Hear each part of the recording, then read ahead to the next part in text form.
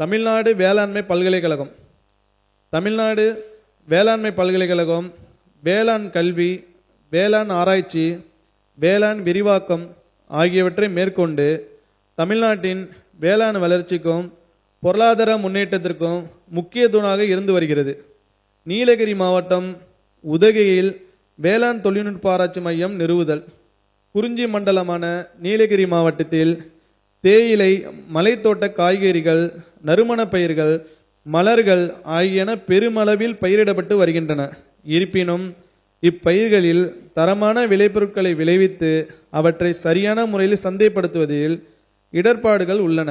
எனவே நீலகிரி மாவட்ட விவசாயிகளை ஊக்குவிக்கும் அவர்களின் வாழ்வாதாரத்தை உயர்த்தவும், நஞ்சில்லா வேளாண் முறைகளை பரவலாக்கவும், விளைபொருட்களுக்கு உகந்த சந்தை வாய்ப்புகளை ஏற்படுத்தி தரவும் அரசு திட்டமிட்டுள்ளது. இதன் முதற்கட்டமாக நீலகிரி மாவட்டத்தில் தற்போது செயல்பட்டு வரும் தோட்டக்கலை ஆராய்ச்சி நிலையம் 10 கோடி ரூபாய் மதிப்பீட்டில் புதிய வேளாண் தொழில்நுட்ப ஆராய்ச்சி மையமாக தரம் உயர்த்தப்படும். அரசின் தொலைநோக்கு திட்டத்தின்படி இம்மையத்தினை நிறுவுவதற்கு முதற்கட்டமாக 5 கோடி ரூபாய் மாநில நிதியிலிருந்து ஒதுக்கீடு செய்யப்படும். தஞ்சை மாவட்டம் சாக்கோட்டையில் உயிர்ம வேளாண்மை பட்டய படிப்பு கல்லூரி அமைத்தல். தமிழ்நாடு அரசின் தொலைநோக்கு திட்டத்தின்படி தமிழ்நாட்டை இயற்கை வேளாண்மையில் முன்னணி மாநிலமாக மாற்றும் நோக்குடன் தஞ்சை மாவட்டம் கும்பகோணம் அருகிலுள்ள சாக்கோட்டையில் இயற்கை வேளாண் விஞ்ஞானி நம்மாழ்வார் அவர்களின் பெயரில் ஒரு புதிய உயிர்ம வேளாண்மையை பட்டய படிப்பு கல்லூரி அமைக்க 15 கோடி ரூபாய் மாநில நிதி ஒதுக்கீடு செய்யப்படும். இதன் முதற்கட்டமாக 2026-27 ஆண்டில் 5 கோடி ரூபாய் மாநில நிதி வழங்கப்படும். இக்கல்லூரியில் மாணவர்களுக்கு உயிர்ம வேளாண்மை தொடர்புடைய அனைத்து பாடங்களும் செயல்வழி கற்றலுடன் கற்பிக்கப்படுவதுடன் வேலைவாய்ப்புகள் குறித்த உரிய வழிகாட்டுதல்களும் வழங்கப்படும். ஏற்றுமதிக்கு ஏற்ற தோட்டக்கலை பயிர்களுக்கான தொழில்நுட்ப மையங்களை நிறுவுதல்.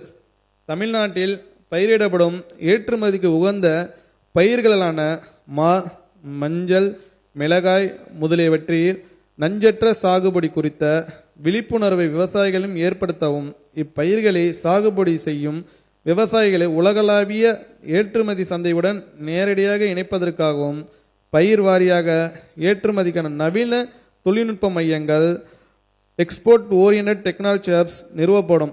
இம்மையங்கள் வாயிலாக விவசாயிகளுக்கு தேவையான உயர்தர பயிற்சிகள், முறையான வழிகாட்டுதல்கள், விரிவான தொழில்நுட்ப ஆதரவுகள் ஆகியவை வழங்கப்படும். இதன்படி மா தொழில்நுட்ப மையம் கிருஷ்ணகிரி மாவட்டம் பையூரிலும், மிளகாய் தொழில்நுட்ப மையம் ராமநாதபுரம் மற்றும் தூத்துக்குடி மாவட்டம் கோவில்பட்டியிலும், மஞ்சள் தொழில்நுட்ப மையம் ஈரோடு மாவட்டம் பவானிசாகரிலும் புதிதாக நிறுவப்படும். இம்மையங்களை அமைப்பதற்கென தலா 1,50,00,000 ரூபாய் வீதம் மொத்தம் 6 கோடி ரூபாய் மாநில நிதி ஒதுக்கீடு செய்யப்படும்.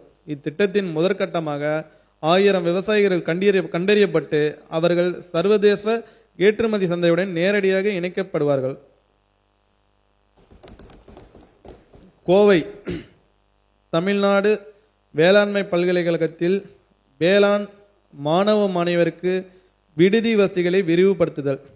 தமிழ்நாடு வேளாண்மை பல்கலைக்கழகத்தில் ஆண்டுதோறும் 2400 முதல் 3500 மாணவர்கள் வரை இளநிலை மற்றும் முதுநிலை வேளாண் கல்வி பயில சேர்க்கப்படுகின்றனர். இவர்களில் பெரும்பாலானோர் கிராமப்புறங்களை சேர்ந்தவர்கள். அதிலும் குறிப்பாக மாணவிகளின் எண்ணிக்கை 70 விழுக்காட்டிற்கும் அதிகமாக இருக்கும் நிலையை அறிந்த நம் மாண்புமிகு முதலமைச்சர் அவர்கள் மாணவர்களுக்கு தகுந்த கட்டமைப்பு வசதிகளுடன் கூடிய தங்குமிடங்களை உடனடியாக வழங்கி அவர்கள் எவ்வித இடர்பாடுமின்றி கல்வி கற்பதை உறுதி செய்ய அறிவுறுத்தினார்கள். அதன் அடிப்படையில் கோயமுத்தூர் வேளாண்மை பல்கலை வளாகத்தில் உள்ள மாணவர் விடுதிகள் 10 கோடி ரூபாய் மதிப்பீட்டில் விரிவாக்க செய்யப்படும். இதற்கென 5 கோடி ரூபாய் மாநில நிதியிலிருந்தும் 5 கோடி ரூபாய் தமிழ்நாடு வேளாண்மை பல்கலைக்கழகத்தின் வருவாய் நிதி ஆதாரங்களிலிருந்தும் வழங்கப்படும். கோழி கழிவிலிருந்து மண்வள மேம்பாட்டிற்கு உரம் தயாரித்தலுக்கான ஆராய்ச்சி.